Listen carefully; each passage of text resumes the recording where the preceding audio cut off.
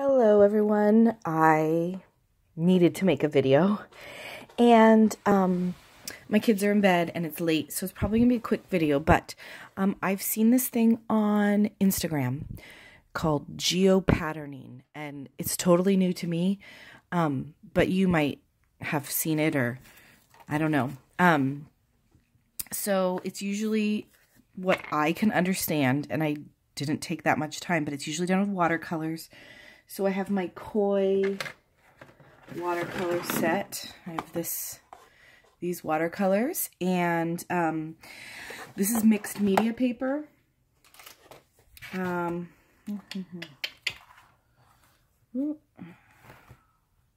mixed media. I didn't have any watercolor with me, but paper at my desk. I'm sure I have some in my room, but at my desk. I'm going to use washi, and because it's a smaller area, I was thinking about using kind of thinner washi. This is like a medium size washi. So what I've seen, what I think I understand, what I've gathered is that you use the washi to make a border. And it'll, wherever I put the washi, it will keep the paper white, kind of like a resist. It's like masking tape, like the original use of masking tape to mask off something. Sorry, my voice is so croaky. I've had like a sore throat for weeks, and I went to the doctor and they're just like, there's nothing wrong with you. Well, yeah, right. Okay. So anyway, then you section off areas within your frame. And most of them seem to be triangle-like areas. So I'm going to kind of make them angular, trying to get them stuck down, make them irregular. Me personally, I like the ones that are different sizes, and like big ones, little ones. So that's what I'm going to try to do. Let's see, maybe triangles. Here's a cute little one. I could do a cute little one right there. Okay, oops.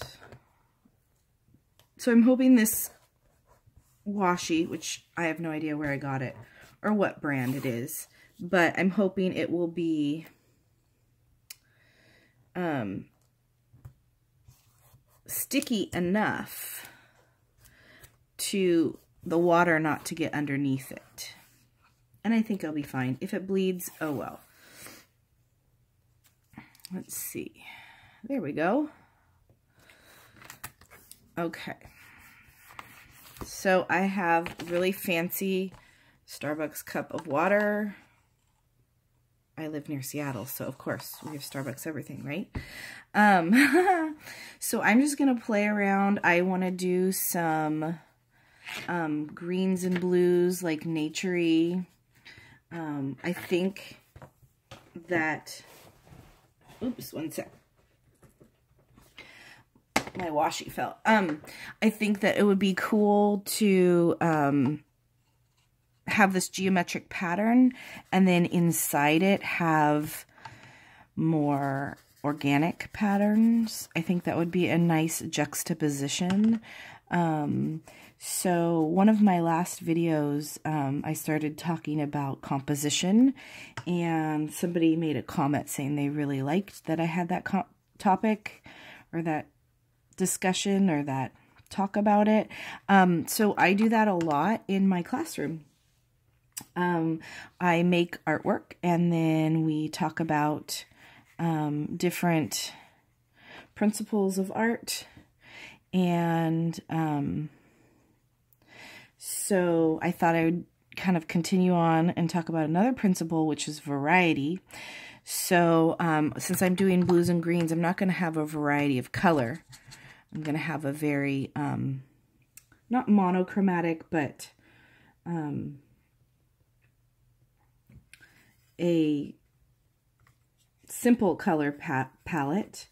But I'm going to have a variety of patterns, and I have this geometric pattern here, so then I want to have variety in the nature-inspired organic pattern. So that's how I'm kind of using variety. Let's see, what other ones? I'm using unity in that I'm have this unified color palette. And some of this blue down here. I keep bumping the camera, I'm sorry. So unity in the color palette, having a very limited or restricted color palette. If I had some salt, I could put a little bit of salt in here and it would create some cool crystal-y effects. Now, my koi palette here has, here's the palette, it's brand new, but it has some white, so I was thinking, what if I added, I've been using this green, I have no idea what color it is, and this blue, and what if I added some white to it, and then it would kind of make it a lighter tint. In art, we would call that a tint. Whenever you add white to something, it is a tint. In watercolor, usually you just add water and it becomes lighter. So I'm interested in what this white is. Oh, that makes a really nice minty green. So I guess it did tint it down in a kind of a different way. So you can see I have kind of dark and then light. So I might want to put another dark over here. Maybe I'll add, I don't know, is this black? A little bit of black to my blue. Just a little bit. And that will make it like dark, light, dark. Actually, I should, well, blue, green. I'll do blue here. Ooh, that's a lot of black. You can't see what I'm doing, but if you add black, add little bits at a time. I'm not really following how dark that is, but that's pretty color. So add more water. Beautiful. Almost like a slate, kind of. That's beautiful. You can also do something where if something is almost dry, you can add puddles, or if it's really wet, like this is really wet, maybe I could add a little bit of the green in and see if it kind of bleeds. That might be a nice, yeah. Little drops of green. Let's see. I need another light one over here. I have light green. Oh, I like this one here. I don't want to get too many colors going together, but let's do that white again. But then let's add some blue to it. So like kind of like this minty green, but with the blue. So it'll be a light and teal. It's still pretty green.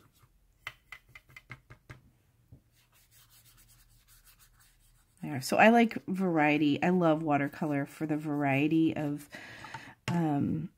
tones you can get. You know, it doesn't have to be even. I mean, you could do a wash, like an even wash, but I don't want to do an even wash. I want to make it like variegated or, ooh, that's cool. I'm gonna leave it just like that. I love that. So let's see. You can't even really see this on camera, this minty down here. I don't have a lot of light in my room at the moment. Let's see. What about a really dark green? I don't have a super dark green because this green I'm using is pretty bright, vibrant. So let's add a little bit of black to it and probably make mud, right? So, do you ever listen to like people when they, oh yeah, that's like army green. When they do this, I love that sound when I hear it. Not that, this. Yeah. What is that called? ASMR? I don't know. Okay. So we've got a dark-ish green. That's pretty. It's pretty army green, but that's what black and my vibrant green mixed to. So we'll add some variation of tone here. So there we go. That's kind of cool. Last thing I wanted to do. You can do all sorts of watercolor techniques. I'm not doing any watercolor techniques here really as far as like lifting or any of that good stuff. I'm just putting it down almost like acrylic paint, not really like actual watercolor. Because I just kind of spur of the moment, put the kids to bed and was like, I'm gonna turn on the camera and do some art for myself because we all need to do that. And so I didn't have any prep. This is totally off the cuff. Sorry, I keep hitting that camera. I don't know if you can even see that. So you can make little marks. Okay, we've got green, we've got blue, we've got blue, we've got green. I love this blue-green, so I'm gonna make, I think I'm just gonna go from blue to green. And just kind of see if I can get them to start mixing. I'm not cleaning my brush in between. Aha, that beautiful teal. I'm definitely a teal girl. Okay, so this one's not so successful right down here. This, and that's kind of ugly too, but it might dry prettier. I don't know. This one here, I feel like it's the green and the white. I feel like I just need to put more on it. So I'm just gonna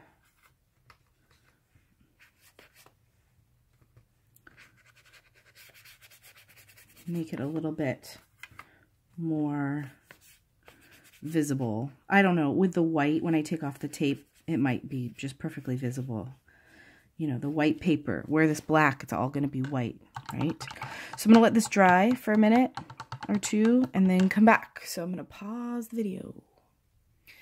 Okay, so it's mostly dry. And I hit it with a heat gun.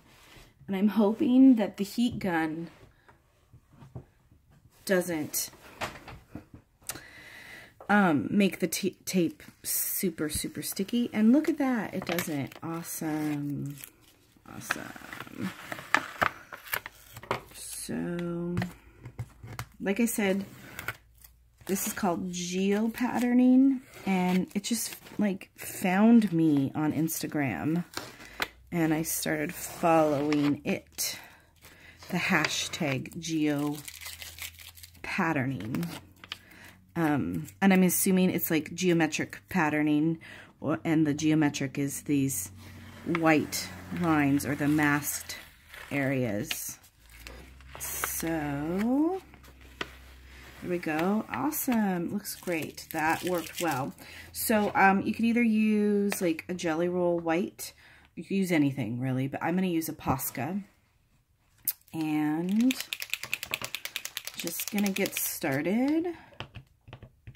Some of them I just want to be really simple and do something like this. I don't know if you can see that. Let me try this here. Ooh, haha. Something like that.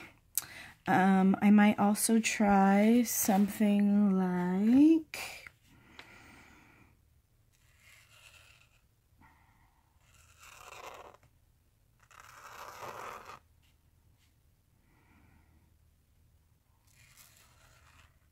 almost like Zentangle-ish in a way.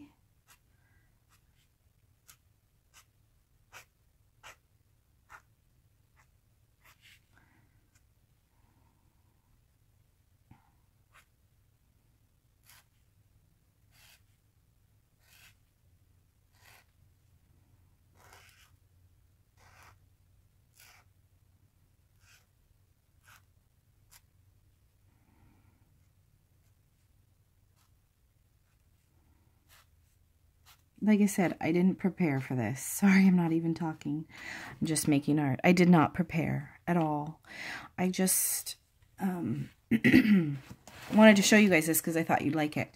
Okay, so this one, I might do something like, whoop, and then like, you know, one of these.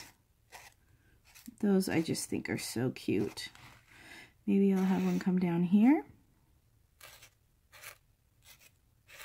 It's a little different going backwards. Maybe one. Ooh. So I'm probably gonna just keep going, and I don't know if you want to keep watching. This one looks like kind of, I don't know, night-ish. Like in the dark night sky. So maybe like a little dot with a little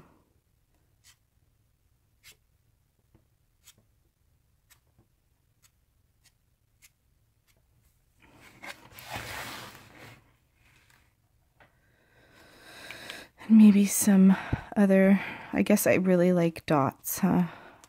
I think that one's just simple. I just kind of like it the way it is. Okay, let's zoom back out a little bit for you. Okay, looking good so far. This is so much fun. Ooh, you know, this one really reminds me of, like, it's so mossy, but it kind of reminds me of, like, wood. So what if I made some swirly bark type?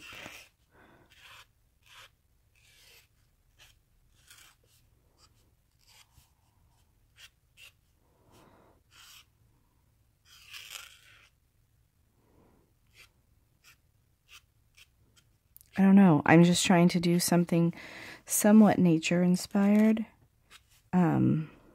because of all the geometrics, but not like it has to be that way. But this just kind of reminds me of wood. So yeah, for me it's just about the doing, not the end result, but this is a kind of a cool end result. Okay, this one is like water. So is that one. Watery, watery, watery. I don't know, they're so pretty. It's actually really hard to cover them up. But you know, I see this little area here. And so maybe I'll just continue. Yeah. It almost is Zentangle-like. I think I said that already. I'm definitely close to bedtime. That's cool though. So yeah, you can get inspiration from what the watercolor did. I wonder if I could do like a big feather.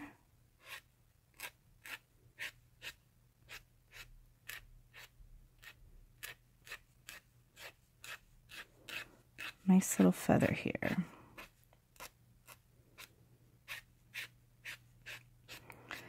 Now, if I would have planned this out, I probably would have put that on a darker backdrop because I can't really see it that well.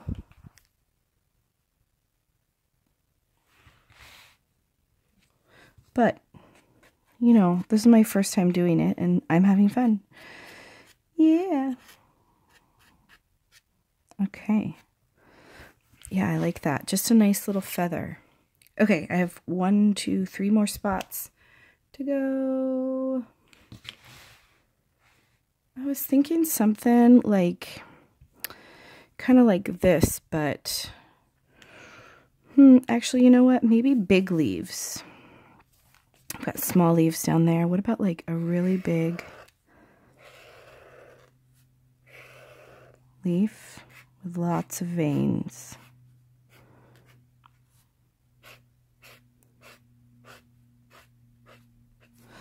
And another really big leaf here.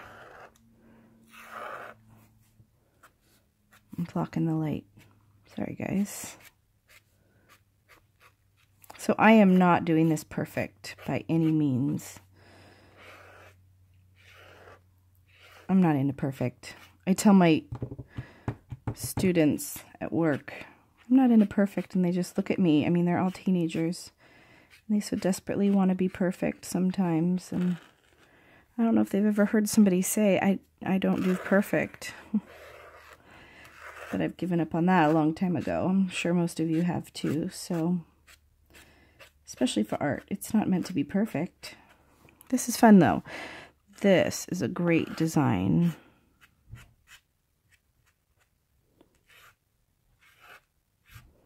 And it's almost time for me to go to bed. Okay. One take, no prep. Okay, I'm not done yet, right? Okay. I don't know what I'm going to do with those last 2 ones, but I'm going to stop the video right now. I really like this one. I almost want to leave it alone, but I'm not going to. Okay, so some people outline them. Some people do all sorts of things in the inside, but I'll leave it like this. I'll post it on my Twitter when I'm done. My Twitter is Kate the Skate 22. You can add me. You do have to request it, but that's my Twitter. Anyway, thanks for watching. Have a good night.